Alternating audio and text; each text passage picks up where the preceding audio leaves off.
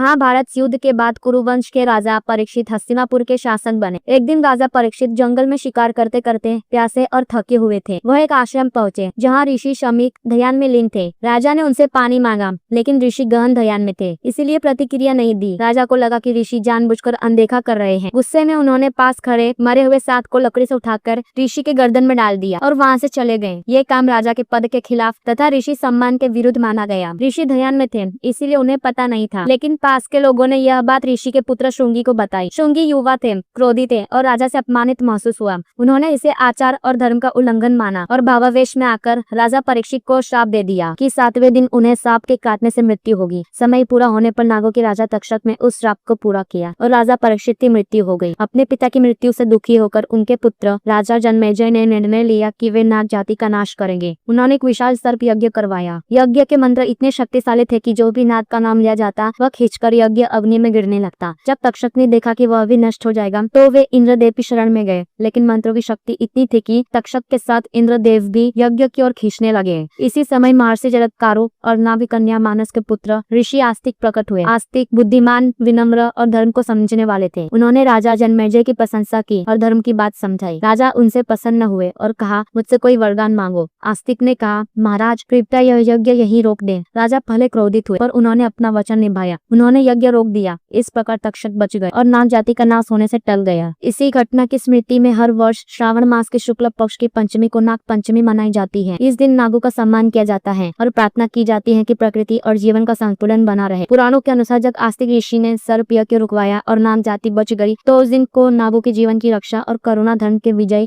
दिवस के रूप में माना गया। इसी घटना की याद में आगे चलकर लोगों ने नाग सम्मान दिवस मनाना शुरू किया। यही बाद में नाग पंचमी कहलाया। इसकी मुख्य वजह बताई जाती है। परंपरा के अनुसार वही तिथि थी जब आस्तिक ऋषि ने यज्ञ रुकवाया। श्रावण मास वर्षा का महीना होता है। इस समय सांप जमीन से बाहर आते हैं, इसलिए प्रकृति संरक्षण और उनके सम्मान का संदेश भी जुड़ा है।